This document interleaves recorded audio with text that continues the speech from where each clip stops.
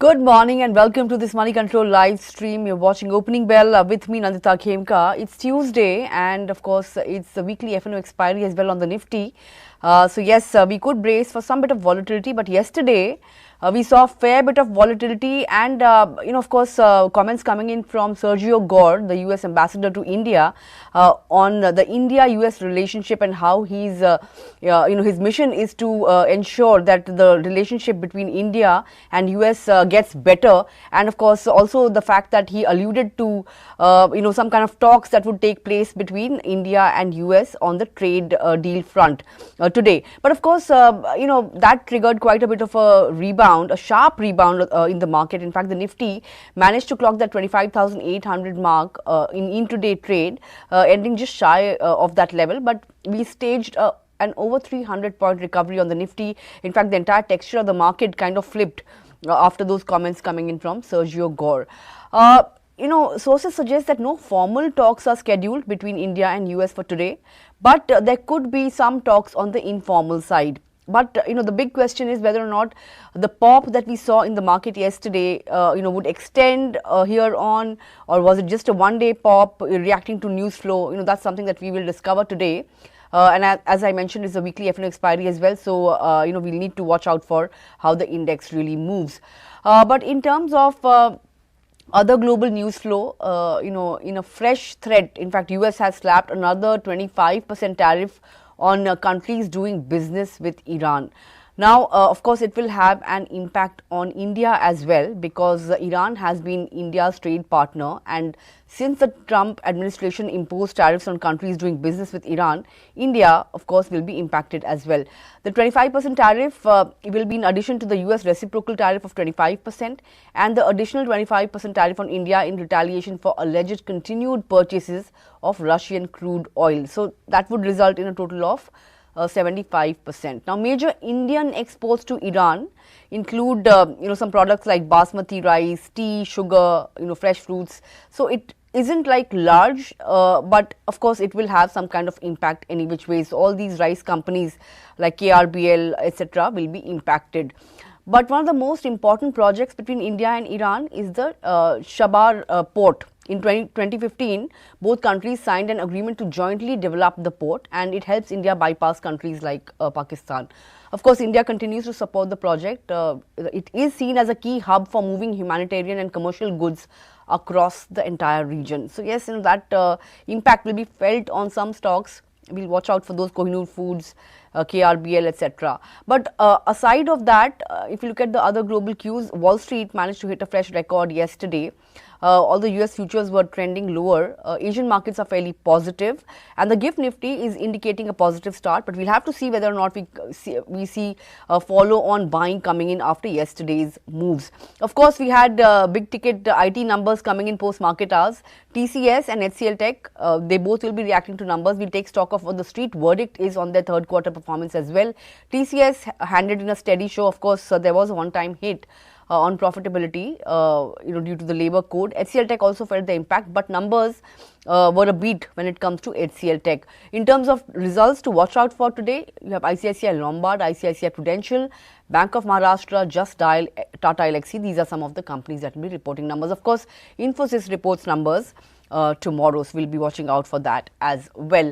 So yes, lots of cues to digest, lots of stocks to watch out for. All your stock related queries will be in focus.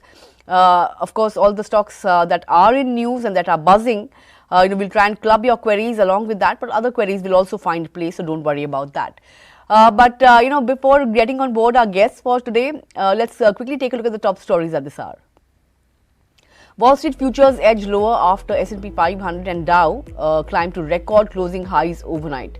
Traders look past Fed's independence risk and await CPI inflation data. Meanwhile, Asian markets are trading higher, with Nikkei rallying over 3% on hopes of snap polls in the month of February. The GIFT Nifty is also indicating a positive start for the Indian market.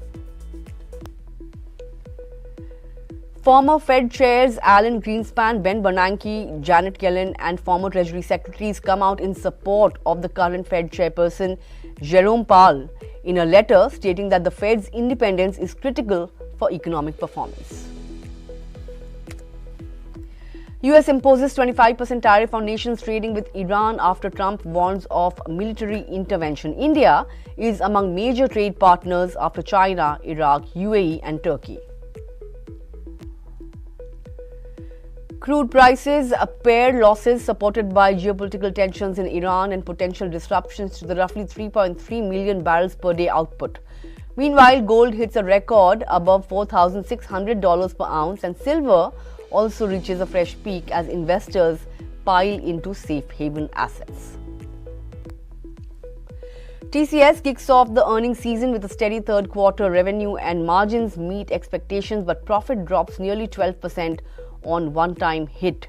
HCL Tech beats estimates on most parameters, also raises the lower end of the full-year growth outlook to more than 4%. Performance of both the companies were impacted by the new labour codes.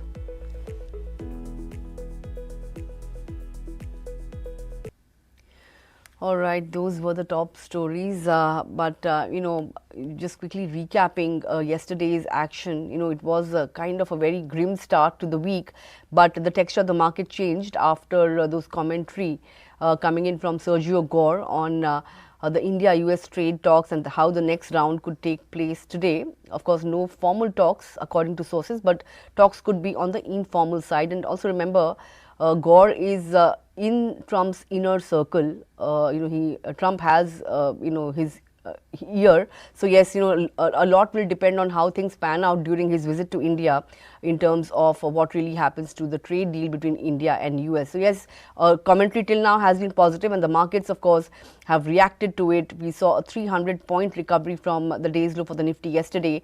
All eyes on whether or not the pop that we saw yesterday could continue into today as well. Of course, today it's the weekly F&O expiry as well. The Midcap index also managed to pare most of its losses. In fact, ended in the red, but way off day's lows. And talk about the F&O Qs. The Nifty put call ratio rose to 0.9 vis-a-vis 0.62 in the previous session. FIs continue to remain sellers, but DI buying support continues as well. Two stocks in F&O ban, SAIL and Saman Capital. But if you talk about some of the other stocks, fresh shorts were seen in Hitachi, fresh longs were seen in GAIL, and IEX saw some kind of short covering. But on that note, get on board our guest for today. Joining me is Jay Thakkar, Head Derivatives and Quant Research at ICICI Securities. Jay, lovely chatting with you, and good to be chatting with you this week, given the fact that the 5-day slump that the market saw, it managed to snap out of that, and of course a lot has to do with the commentary that came in from Gore. But after yesterday's move, do you think there are chances of follow-through buying coming in, and do you think we could sustain ththose gains, and 25,800 is something that one should work with as a support level on the Nifty? Very good morning to you, Nandita, and thanks for having me on your show again. And as far as I recollect, the last time when we discussed, Nandita had said that, we had come out with a derivatives outlook as well, wherein we indicated that we're expecting the volatility to go up, India VIX to go up. And the reason for that is that since past 10 to 15 years, what we've observed, Nandita, is that 4 weeks before the budget day, so, from 31st December onwards, so if you say from 1st Jan onwards until 31st Jan, what we have observed is the India VIX going up and going up by almost 25 to 30% from its December close, right? So with that, we had a target of 12 to 13 percentage levels on India VIX, and we had come out with a report on the same as well. And 12 levels were almost achieved yesterday. Right, and going forward, I think the way we have seen in the initial 2 weeks as itself, if India VIX have gone to 12, I think it has got much more room to achieve the second target of 13 as well. I think 10 to 10.5 levels now India VIX should be as a very good base now for the January series, and 13 odd levels is what we could see on the upside. So volatility is likely to stay, Nandita, is what we are expecting. But generally, two things happen when volatility goes up. Most of the time, we see markets correct. This point of time, it has done so here. Sometime, you can say 20 to 25% of the time, it may happen so that the VIX goes up as well as market goes up. And that happens in the case of short covering.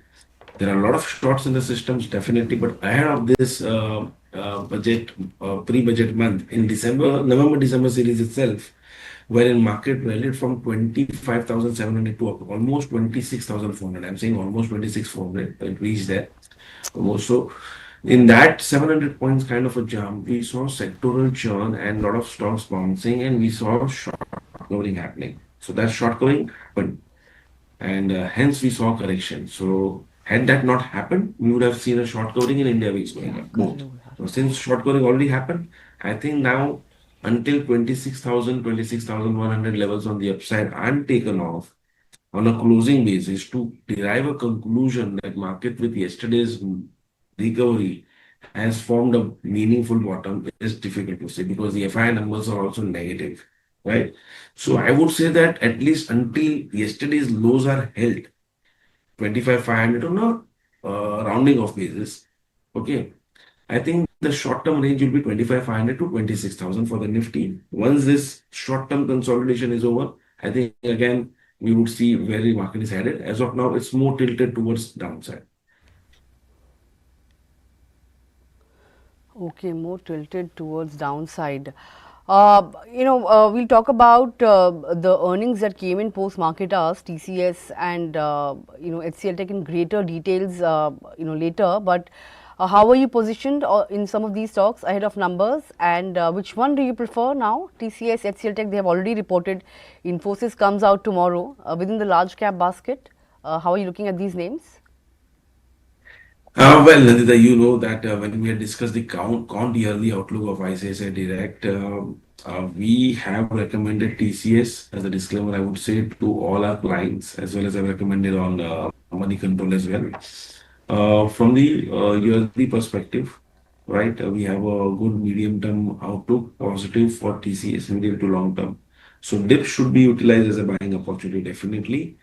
And as far as HCL Tech is concerned, I would say that obviously, as of now, on the face of it, it looks relatively better poised, or the data-wise as well as the numbers-wise, relatively better than TCS as of now. IT as a sector overall, I think, might see some consolidation because we saw 2 months, November and December series, Nandita, wherein there was a good short covering from by almost 25 30% or 20% from the bottom. So index went up from approximately 34,000 to 40,000, right, on the IT index. After having rallied or bounced back so much, there is a good room for some consolidation, and thereafter it will again go up. So I think for a couple of weeks or months, we might see some consolidation. But once that is done, I think again it will resume its uptrend. Both the stocks are positive, among which we have recommended TCS from the medium to long term perspective. Okay, recommended TCS from medium to long term perspective. But just about 2 minutes to go for the markets to open. Any recommendations you have for our viewers, Jay? Sure, Nandita, see, Hindustan Zinc is one stock which I still like, and earlier we had a target which got achieved, which we shared on your channel as well, YouTube channel as well, Money Control as well. So I think with the rising silver prices, 30 to 40% kind of silver share. I would say Hindustan Zinc looks positive from the current levels as well. I think another 10 to 15% upside cannot be ruled out here. On the downside, I believe there is a good support. So Hindustan Zinc is the first buy. And second buy recommendation is Alchem Laboratories. Right. So I think Alchem is heading towards 6,000, 6,100. On the downside, 5,600 is a good support. So these are the two buy recommendation. One from the pharma pack, that is Alchem, and second from the metal pack, that is Hindustan Zinc. Okay, Pharma Pack, Alchem Labs, and Hindustan Zinc. Another 10 to 15% kind of upside from here, and of course, we all know the kind of rally shares of Hindustan Zinc have seen thanks to the kind of up move that silver prices have really seen. But let's take stock of the market open, and yes, we have opened on a fairly strong note. 25,900. We are looking to reclaim that level now. On the index right now, up about 70 points on the Nifty, 25,850. That has been cleared on the upside. Sensex up almost 280 points, 84,155. So 84,000 back on the charts for the Sensex. And Midcap index at the current juncture is outperforming. It's up 0.5%. Vis-a-vis a 0.3% kind of gain on the Sensex. Bank Nifty also looking fairly strong, another 0.5% up move there. Remember, Bank Nifty also staged a very, very smart comeback from the day's low yesterday. and only extending those gains today.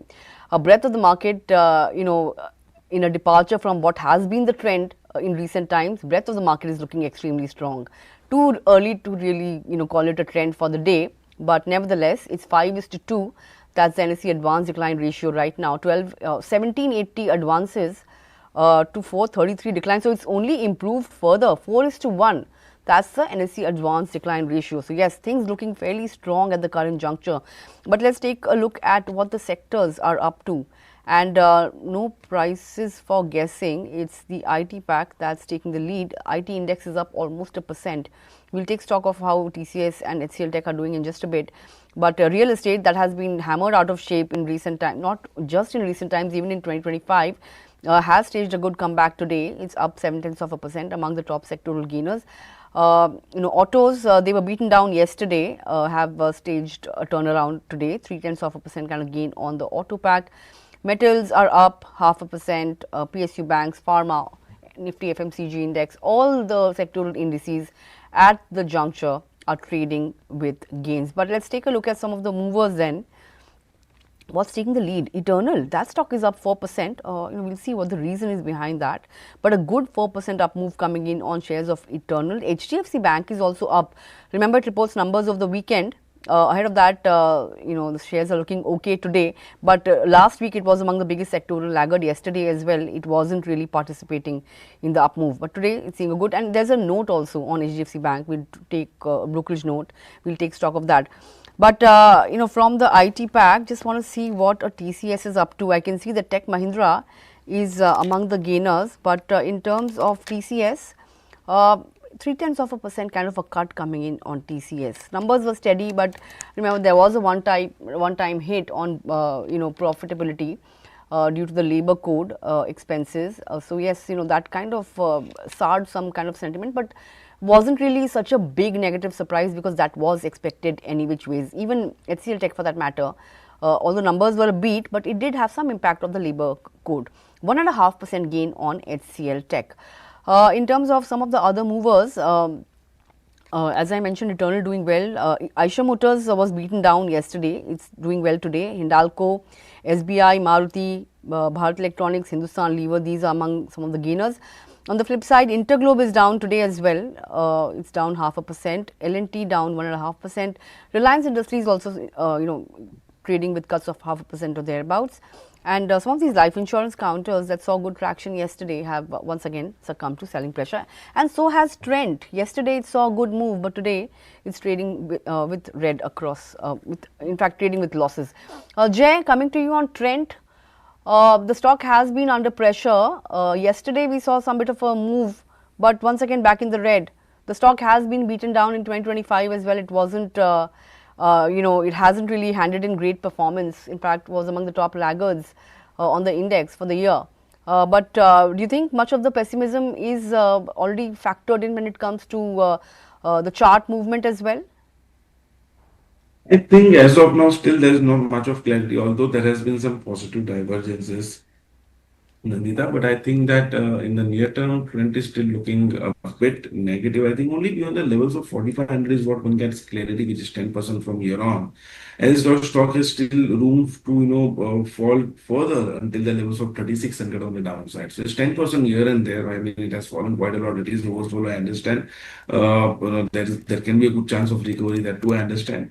But the data is not much supporting Nandita. In order to get that momentum out of the stock, you really need to surpass those levels of 44, 4,500 on the upside to confirm that at least the short to medium term bottom is in place. Else, you have a risk of it falling until 36 to 3,500 again.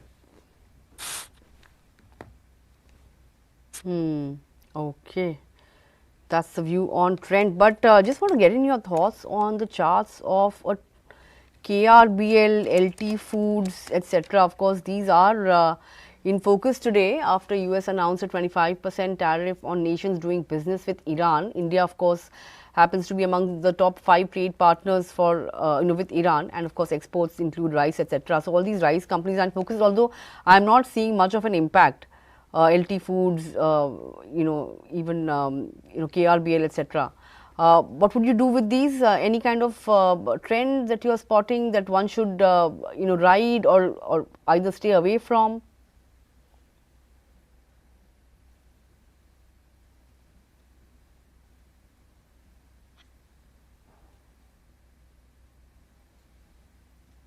Jay, is my voice reaching you?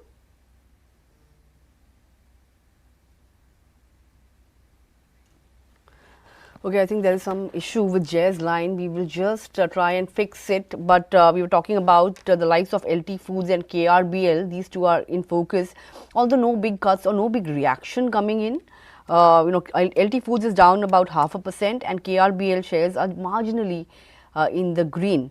So no, knee-jerk reaction coming in to the 25% tariff announcement by US on trade partners of Iran. But let's see how things pan out here on. But we were talking about TCS numbers. Let's quickly take you through what the street is really making of the numbers. Citi has come out with a sell call on TCS. The target price is at 3,020 rupees or so, lower from where the stock is right now.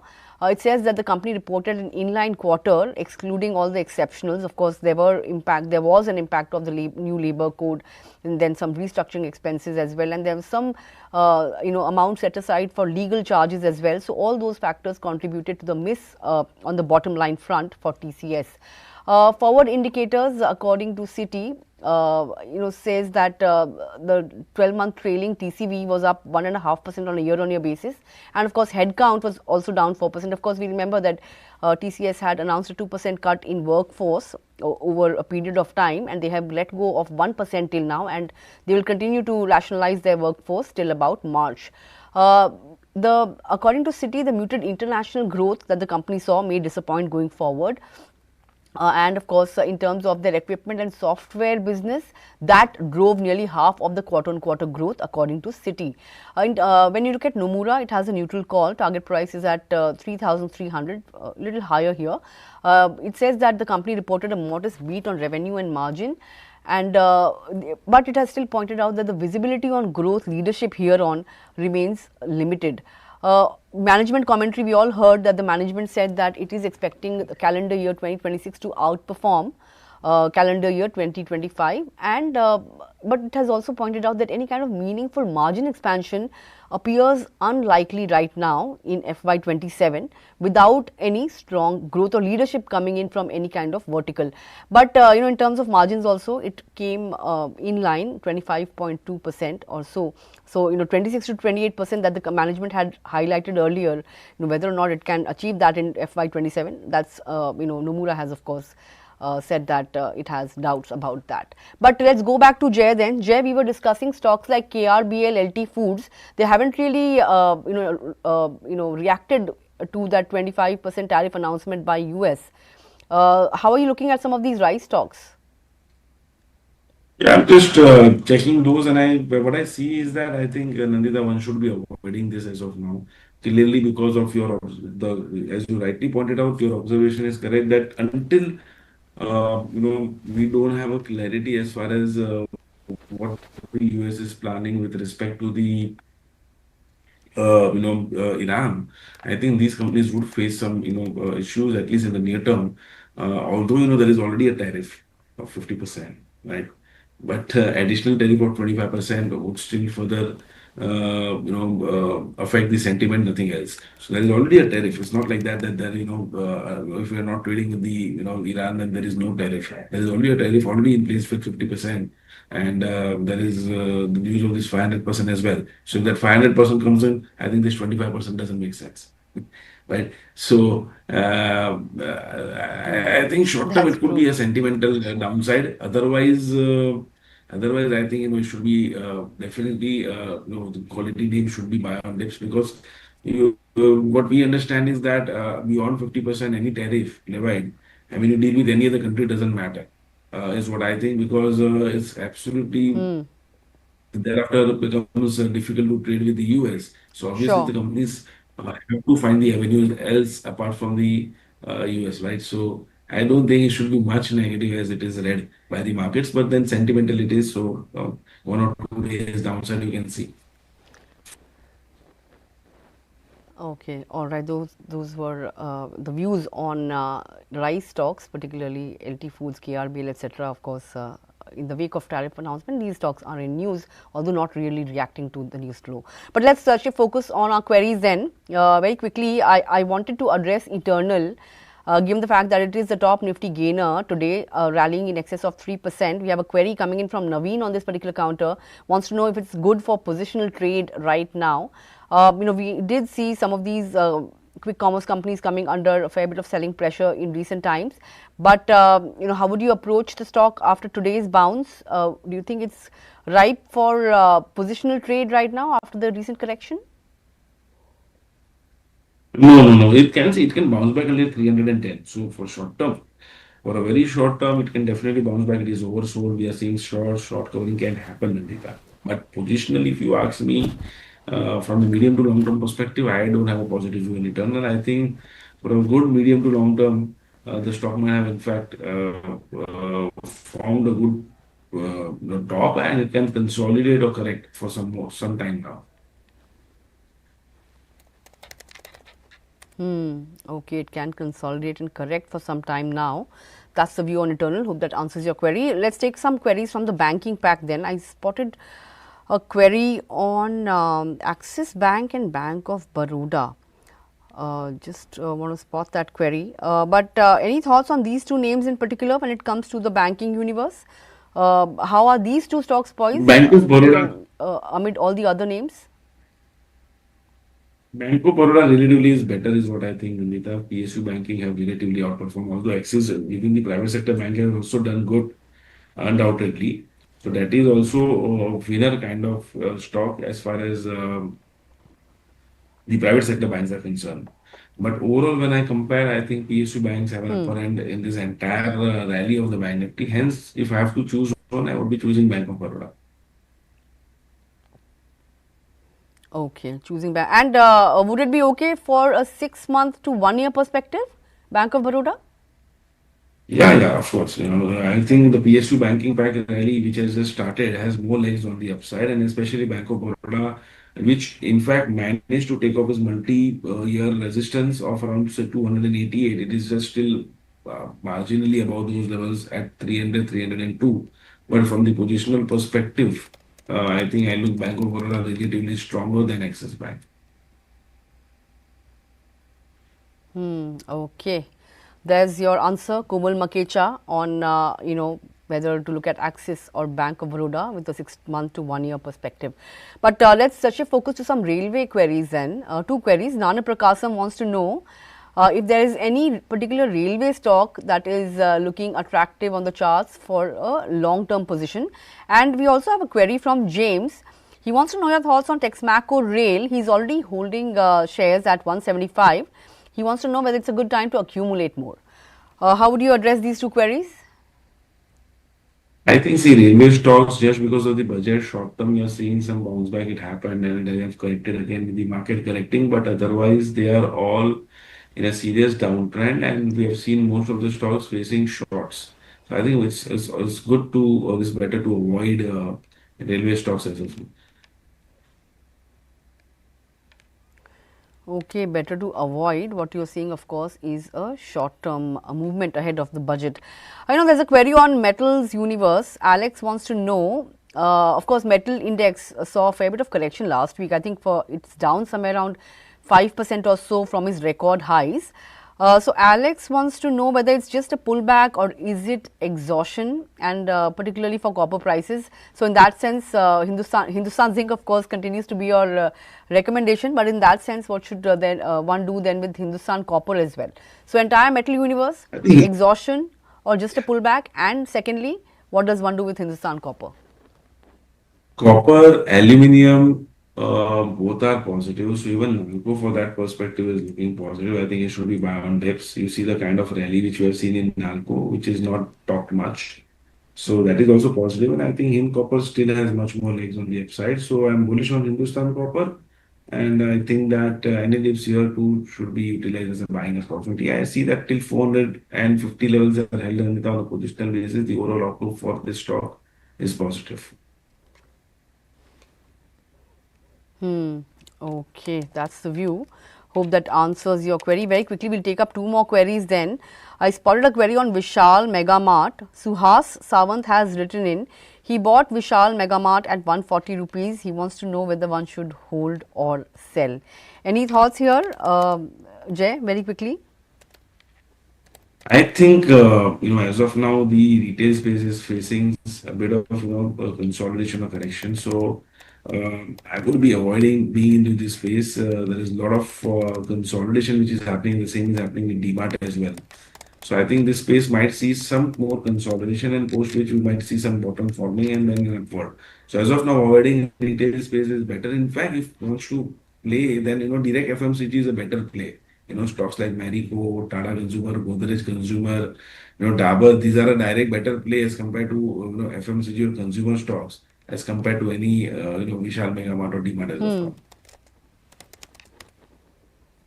Oh, okay. So you're not enthused by DMart despite the up move that we saw yesterday after numbers. But then two more queries. There's a query from Pooja that's come in on K Fintech. She's holding shares at 1125. Wants to know if it's a good idea to average at current levels and wants to know the support and target levels for the stock over the next 3 months. See, the very critical support as of now for K Fintech is 1000. Below 1000, Nandita, you can see the stock falling until 900, 850 as well. So, avoiding K Fintech as of now is the first thing. And I think this entire stock will see an upward only beyond the levels of 12, 1300. Till then, one can avoid being into this. In fact, if 1000 levels break, I would rather advise not to average but exit from the stock. Okay, that's the view, not to average but to exit from the stock. Hope that answers your query. There's a last query then that we can squeeze in very quickly. It's on Lumax. Don't have the gentleman's name. Wants to know whether it can be added at current levels. Would you advise? The stock has had a fair run up, I would say. And, from the positional long-term point of view, it looks better. But from the risk reward, I think Lumax, if at all it dips towards say 5,000 or so, I mean below that it would be a good risk reward. So definitely the stock has performed quite well, undoubtedly. But a buy on dip should be the strategy. Okay, buy on dips should be the strategy after the kind of run up that Lumax has seen. But with that, we've come to the end of the query segment. Jay, would like to thank you for taking out time and joining in and sharing your thoughts. Look forward to our next interaction as well, and have a good rest of the day and the rest of the week as well. Thank you so much, Nandita. Always a pleasure being on your show. Thank you so much. I'm looking forward as well. Thank you.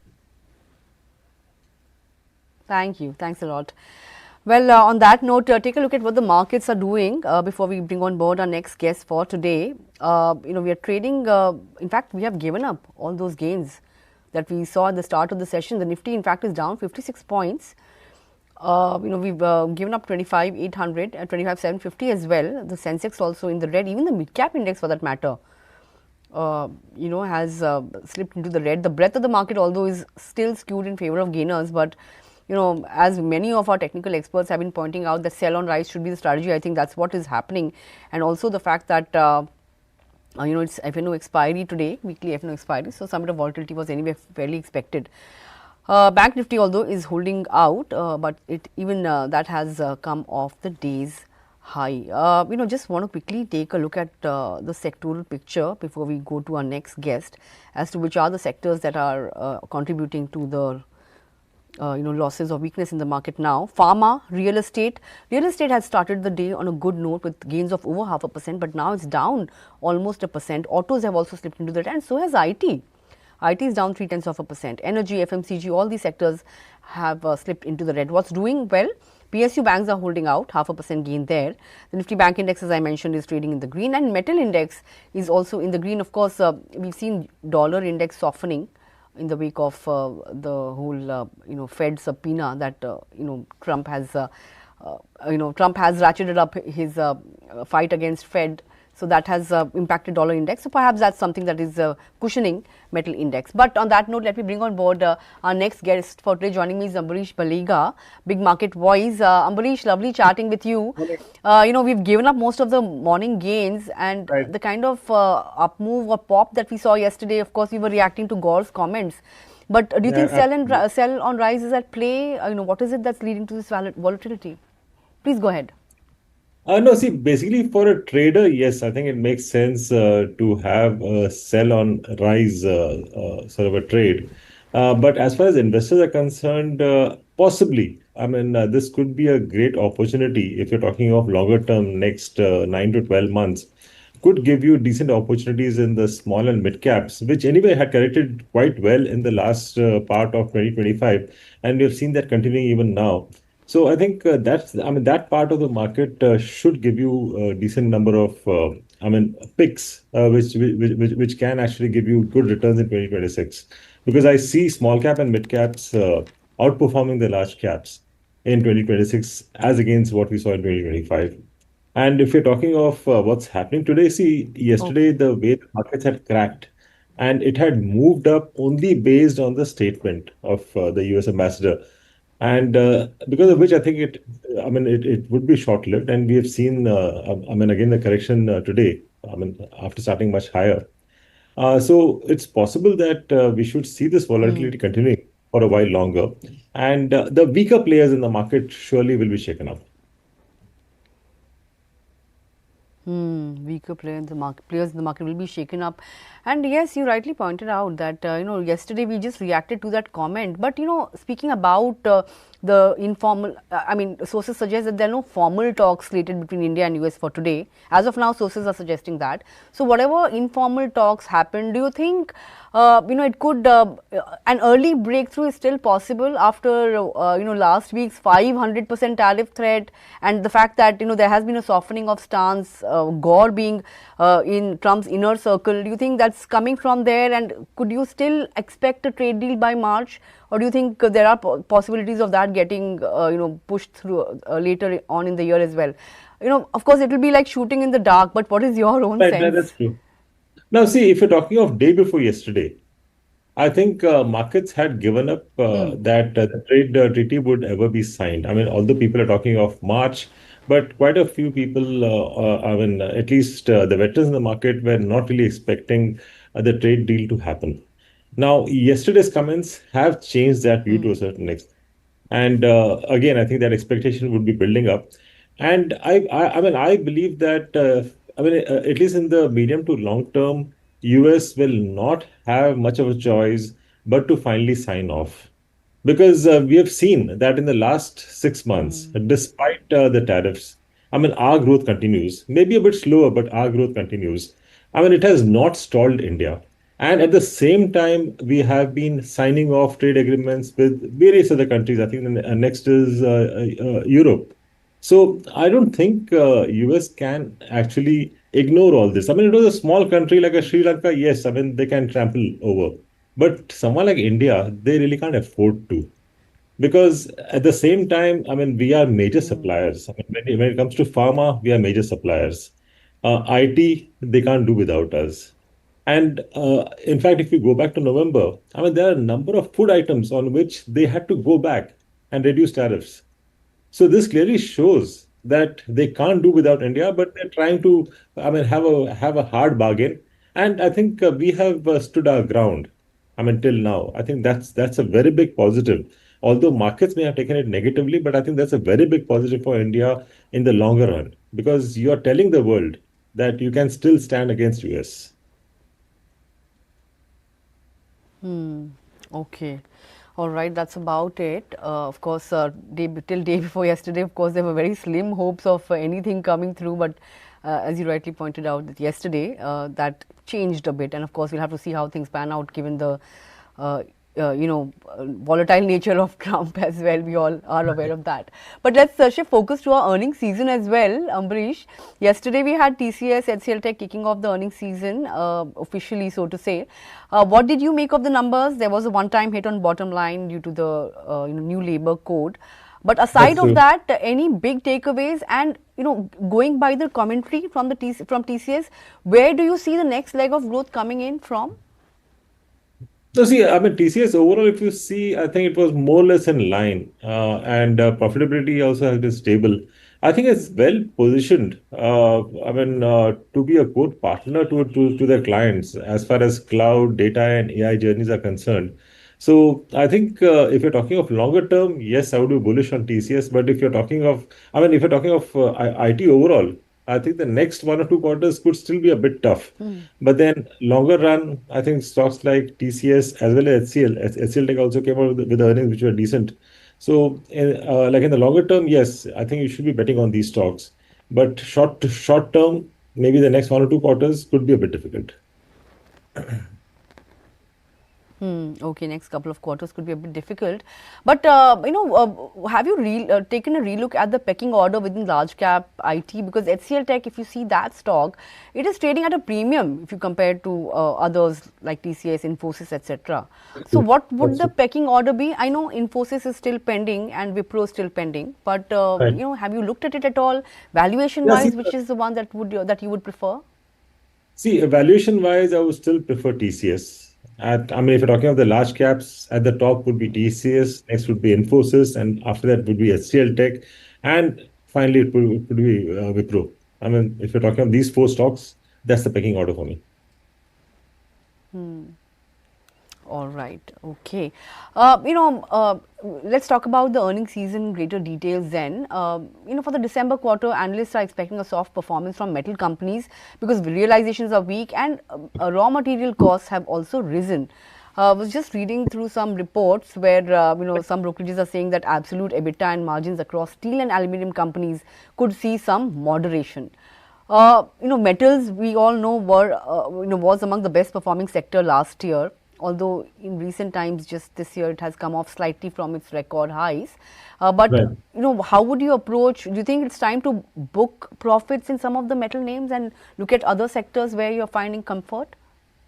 No, I don't think so, because we should see a further rally in the metal space. Q3 could be one off. I really don't see the EBITDA margins being under pressure if you're talking of the next 2 or 3 quarters, especially if you're talking of steel and aluminum. I expect these two verticals or these two sectors to really perform well. And out of those, I would say stocks like Tata Steel, SAIL, JSW, Hindalco, Nalco, I think these are the ones to be looked at. Okay, all right. So basically both ferrous and a non-ferrous end of the metal universe. But talking about the oil and gas space as well, macro headwinds are intensifying.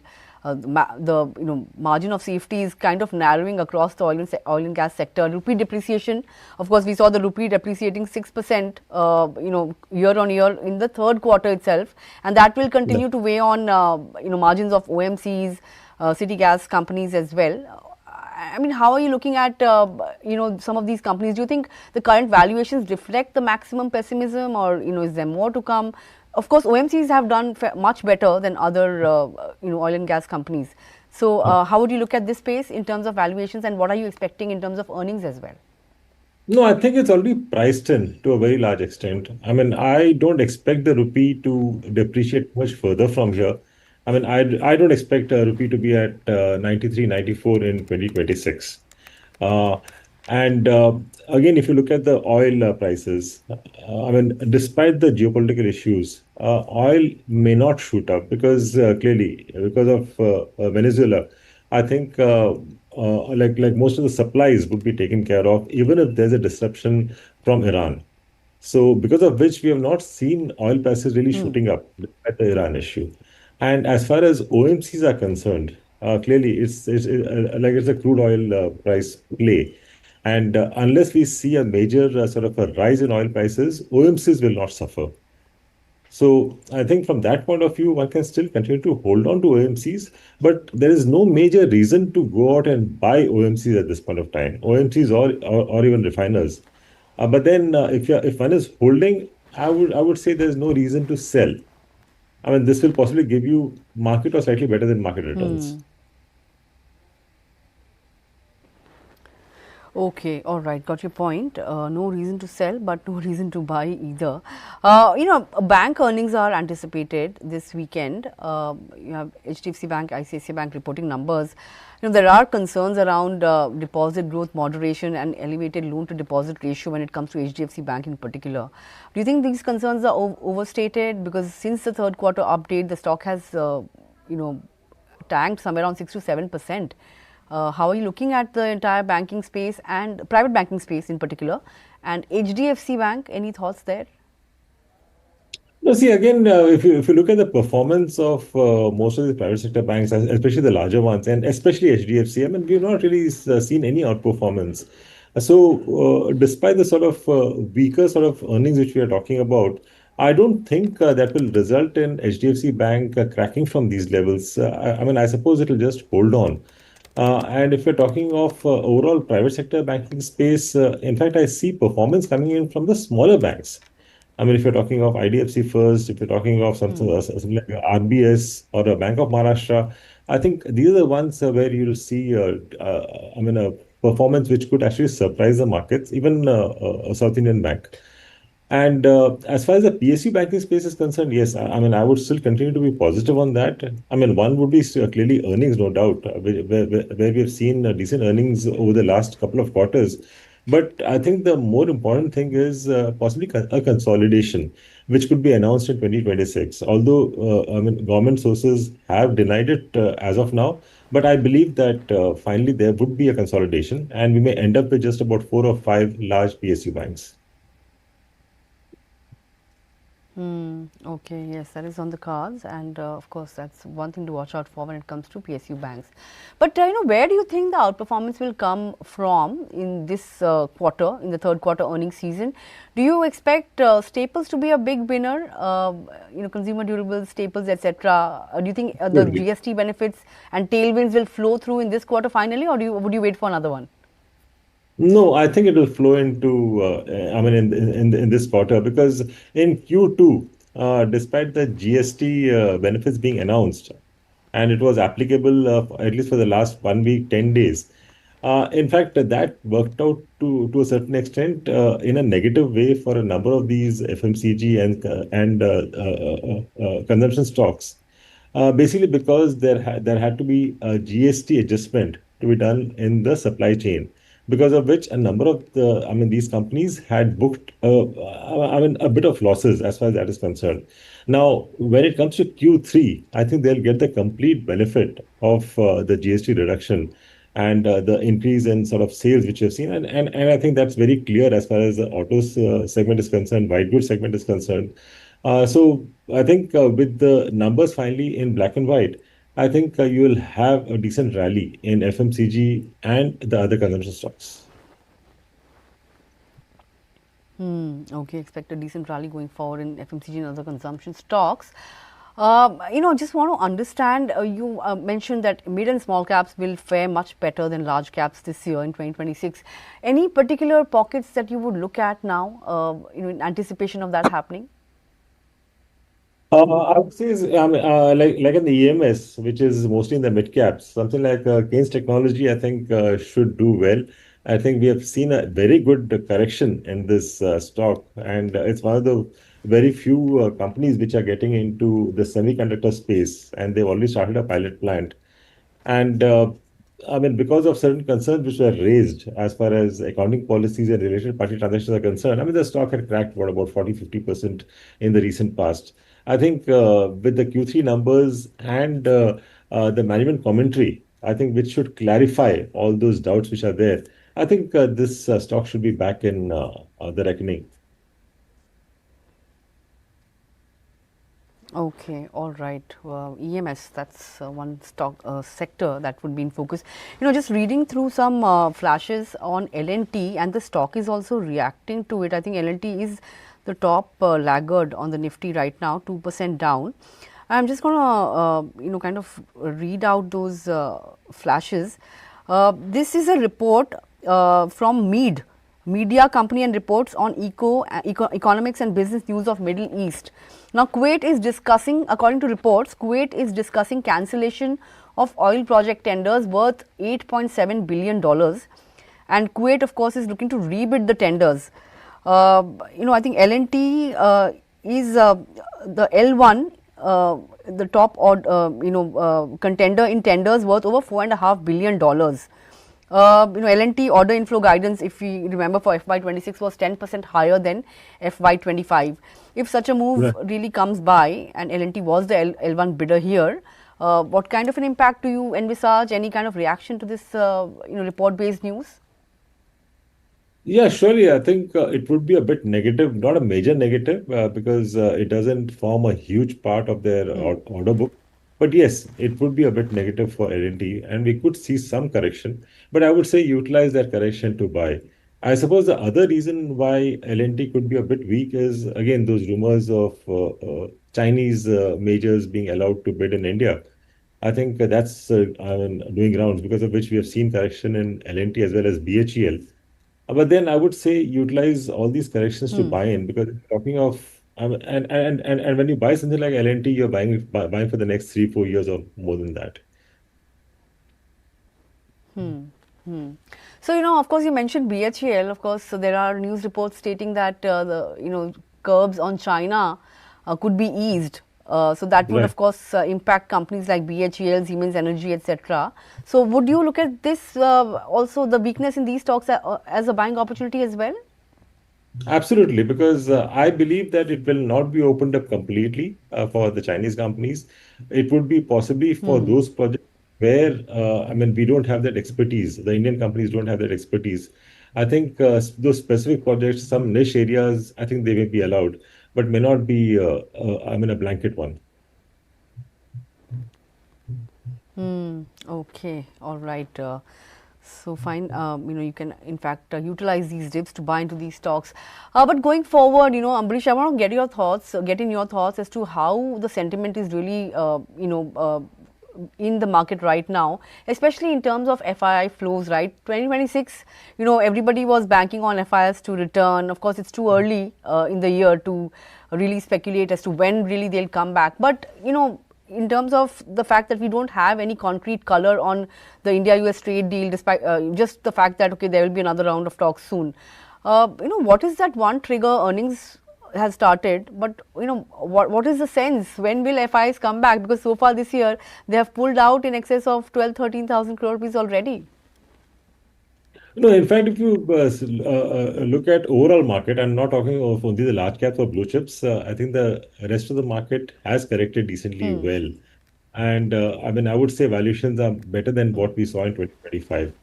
And as far as FIs are concerned, I think the rupee has to stabilize wherever it is, whether it's at 90, 91, or 89, or even 92.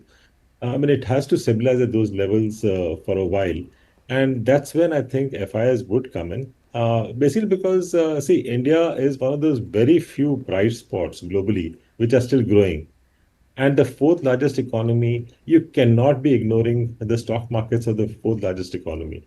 You've taken a view, you had exited to a large extent, but finally, if you need to get that alpha, you would have to come back to India to participate in these markets. And I think that should happen sometime in 2026. I think it's very difficult to say as to exactly when, but I expect that as far as 2026 is concerned, finally, I think we'll have a positive FI flow. Okay, okay, we're all waiting for FIs to really come back. But any advice, to our investors as to how to, navigate this leg of the, weakness or volatility, as you may call it, and also the fact that, gold, silver, they continue to rally, and of course, we've all seen what has happened over the last week, Iran tensions, Venezuela, so yes, safe haven buying continues. But in terms of portfolio construct, any advice in terms of how one should look at, exposure to precious metals, exposure to equity? What should the construct be? Your thoughts? No, I mean, the way the precious metals have moved up, I mean, at this point of time, I will not suggest anyone to increase the exposure. And at the same time, I would say possibly hold on to your exposure with some sort of a stop loss because after this sort of a move, I mean, even the reverse can be quite sharp. It's very difficult for me to say as to where the reverse will happen or at what price it will happen because I don't follow gold and silver very closely. But history has shown us that after this sort of a move, whenever a reverse happens, it can be quite sharp. So better to keep a trailing stop loss and it's quite difficult to sell. I mean, for most of these investors, that after seeing this sort of a move and after seeing a top, it's quite difficult to sell. But I think you need to be ruthless and exit whenever the stop loss, I mean, gets hit. When it comes to equities, like I said, I think time to increase your allocation to the small and mid caps. I'm not saying sell your large caps and get into mid caps. But then if your allocation possibly had come down to about 15-20%, time to increase it to 30-35%. Okay, that's the view. Mid and small caps, you can look to nibble into them in this leg of the correction. But just one last question: as we head into the budget, there are some themes that gain traction just ahead of budget. One is railways, and that's what has been happening any which ways. It's been seeing spurts of buying. Defense tends to do well. Fertilizers as well. As a pre-budget theme for a very short term, anything that would that you would advise? No, I think these are the themes we played for pre-budget, and this is what we've always seen. But at the same time, if you see the last couple of budgets, I would say the last 5 to 6 years, the budget finally has not had too much of an effect on the market. It just lasts for a day or so, because unlike in the past so many decades, there are a lot of decisions taken outside the budget than during the budget.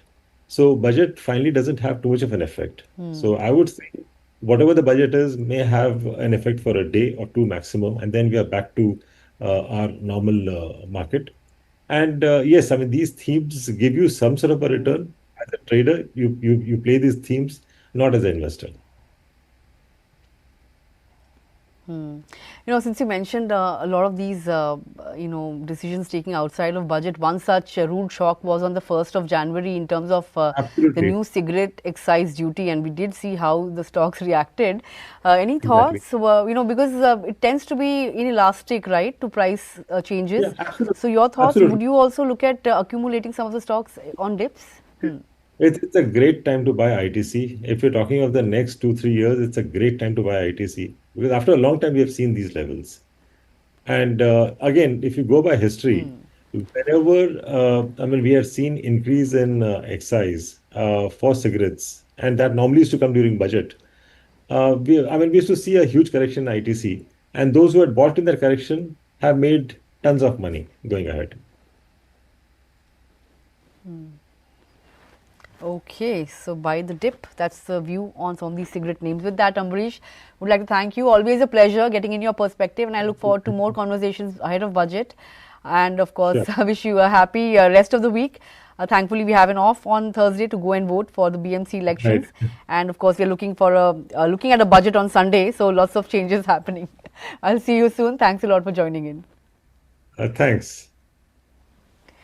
Well, on that note, sure, okay. On that note, take a look at where the markets are. We're down 78 points on the Nifty now, 25,700, 714 to be exact. So yes, 25,700 at risk again. So that one day pop that we saw yesterday seems to be fizzling out now, and a fair bit of volatility has set in. It's a weekly FNO expiry as well, so that was expected any which ways. But the Midcap index has also slipped into the red. It's down 0.5% now, underperforming the benchmarks.